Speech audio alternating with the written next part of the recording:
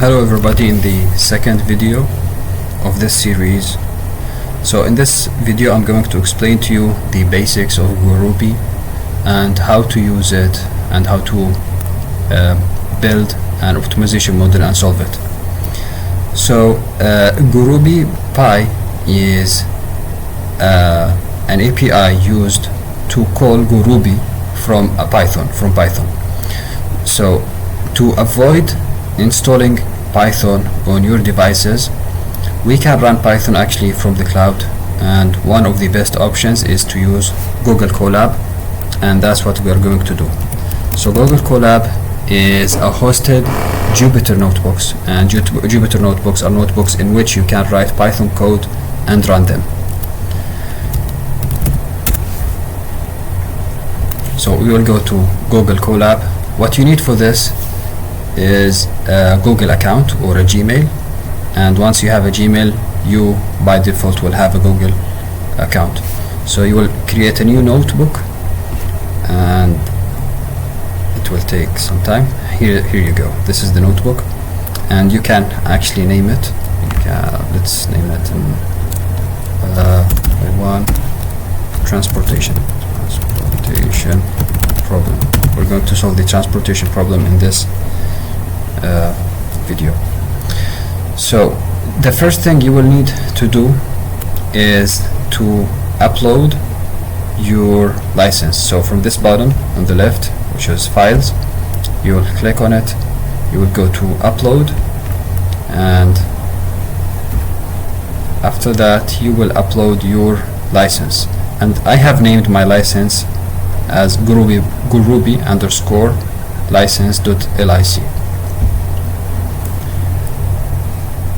and you can press OK for this warning, and you have this license. What you're going to do now is pip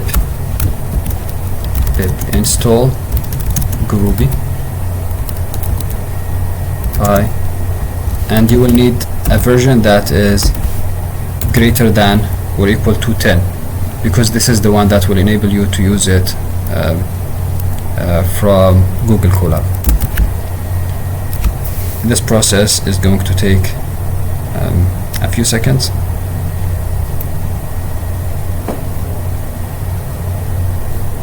Yeah, it is installed now. So what I will need to do after installing it is importing GurobiPy. Import GurobiPy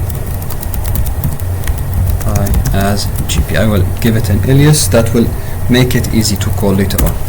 And from GurobiPy, I import RB, and we will know why we need GRB later on. So the problem that we are going to solve in this class is the transportation problem, but before going to that problem and explaining it, let's first set our environment by reading the license that we have over here. So for that there is a lengthy process that you will need to do. However, I have summarized that in one cell,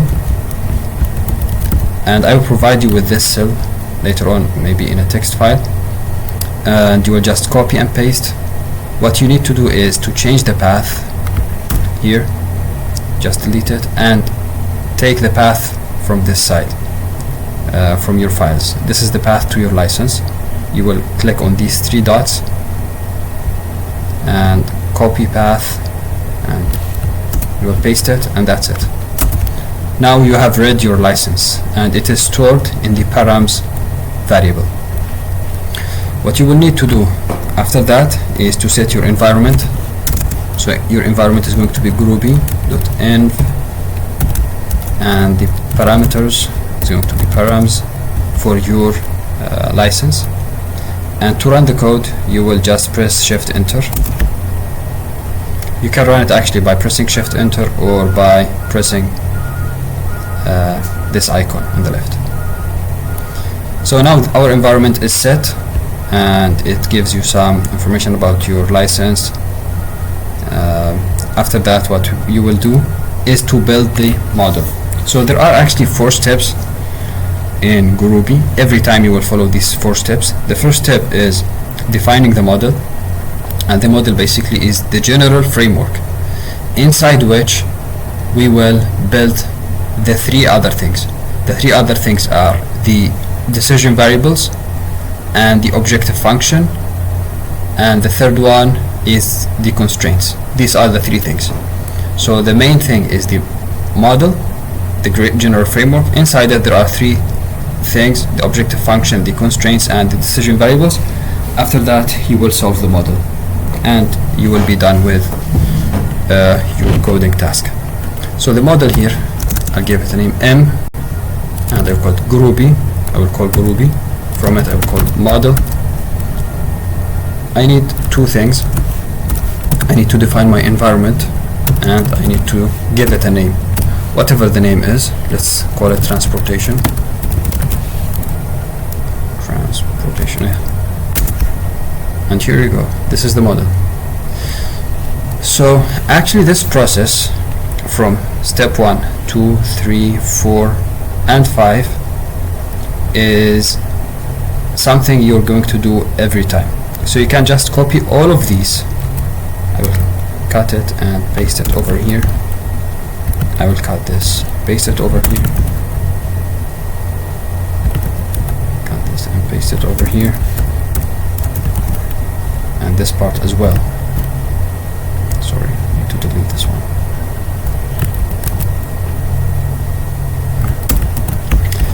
This is something that you're going to do every time. So you just need to upload your license to here, and every time you're going to run the same code and you will get your environment ready to solve a problem. The only thing that you will need to change maybe is the name of the model, and that's it. I'm not gonna run it again because it's already run, but I can do that if I want. I will need to run it every time I log into my Google Colab and try to solve a problem. Let's now go to my problem and try understand what we have over there.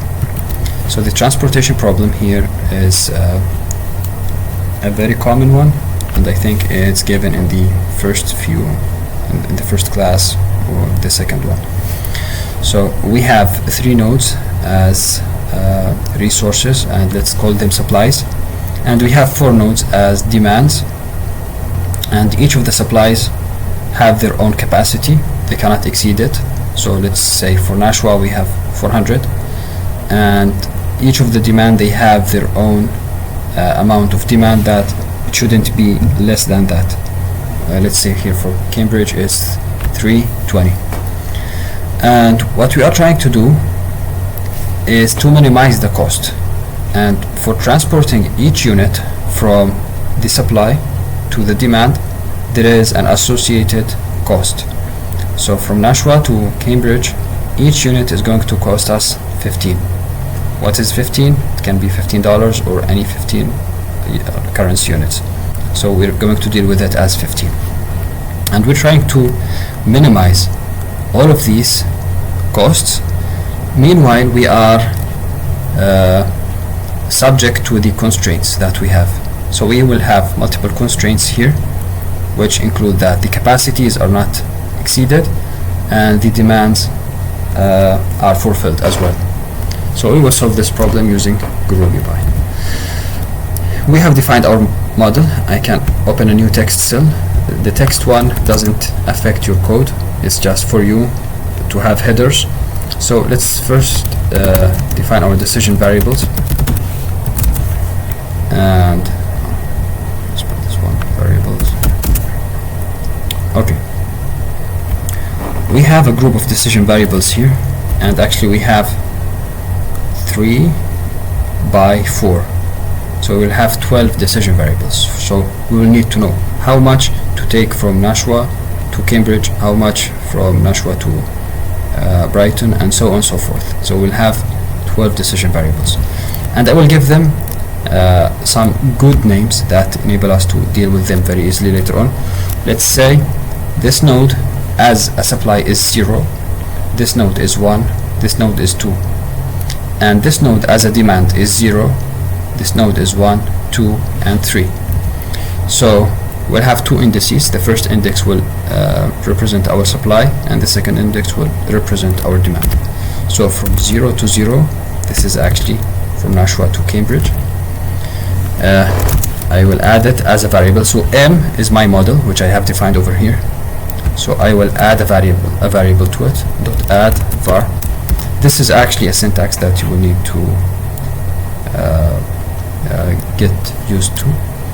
And I will define the variable type, and here the variable type is going to be integer. So I cannot actually provide half a piece. It should be something in full, either complete 1 or 2 or 3. I cannot have 2.5 and something like that. So I will call GRB that one we have imported before from here. This is a class in GurobiPy, and I will define it as integer. Then I will give it a name. So this name is going to be x00. This name is the internal name in GurobiPy. So GurobiPy will know this name is x00, but this one is a variable that for me to call later on. So internally in GurobiPy it will deal with this name. So this is actually for one of the variables. I have 12 of them. So what I'm going to do is just copy paste it. Copy paste it, and I will rename this. It's 01, 02, 03, and I will change the names over here. 1, 2, 3. Then what I'm going to do is copy this, and here we go. We have 12 decision variables. I will just change the names. Here it's going to be 1 to 0, 1 to 1, 1 to 2, 1 to 3. That means Acton to Cambridge. This is 1, this is 0, 1, 1, 1, 2, 1, 3, and so on and so forth. I will change these as well. 1, 1, 1, and 1. And this is going to be 2, 2, and 2. Same over here.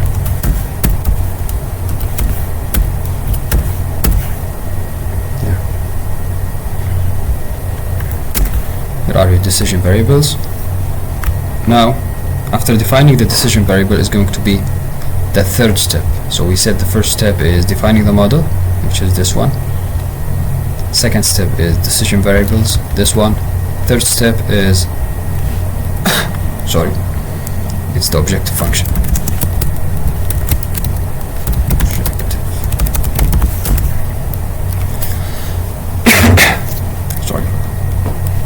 To define the objective, I'm going to use the model M and set objective.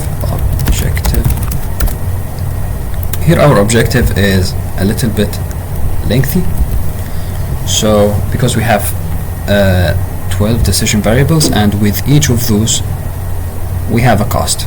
So from 0 to 0 it's going to be 15. This is the associated cost. From 0 to 1 it's going to be 17. 0 to 2 it's 14, 0 to 3 it's 18, and so on and so forth for the other edges. So I will go through this process. It's x00, 15, and then it's going to be 17, I'm sorry, times x01, then 14 times x02, then I believe 18 times x03 plus 18 times x10 plus 12 times x11 times 13 times x12, 19 times x13, then 13 times x20, 15 times x21, 16 times x22, times x23. That's it. Here's the objective function, and I will also give it a sense. So the sense is a direction. Are we maximizing or minimizing? By default it's minimizing, so we don't need it, but I will do it as a general thing that you can use it later on for any other problems if it is maximization. So it's grb.minimize. We have set our objective function. Now we go to the fourth thing, which is the constraints. And here we have two types of constraints. Let me just type this, constraints. And we have four types of constraints. The first one are from the supplier end. The other one is from the demand end. So the supplier cannot provide more than the capacity, and the receivers cannot take less than the demand. That's what we're going to do. So to add any constraint, we're going to call our model, which is m, and we can add the constraint as follows: constraint. So what we will need to do is, from the supplier perspective, I will say x00 plus x01 plus x02 plus x03 cannot exceed 400. So it's x02, x01, x02, x03. It can be equal, less or equal to 400. And I can give it a name. If I would like to, I can call it like constraint for supplier 0 and x, which means any other node on the demand side. And I can copy this and paste it 3 times for the supplier, and I will change it here. So this is going to be 1 0 1 1 1 2 1 3, and this cannot exceed 750.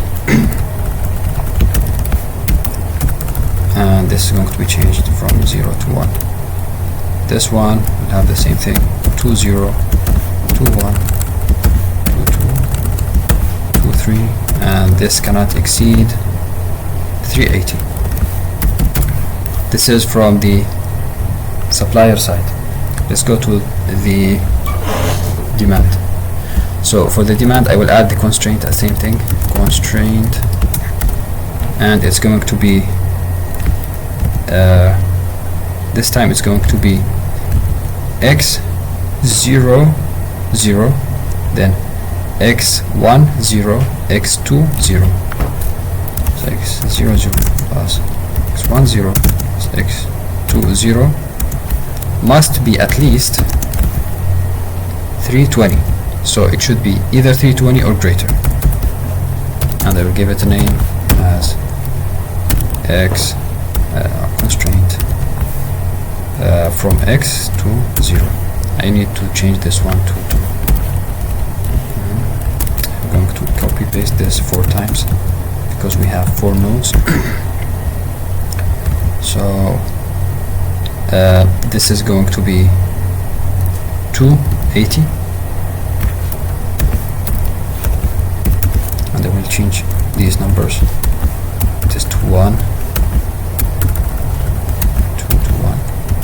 This is going to be 560, and this is 2 2. This is 370.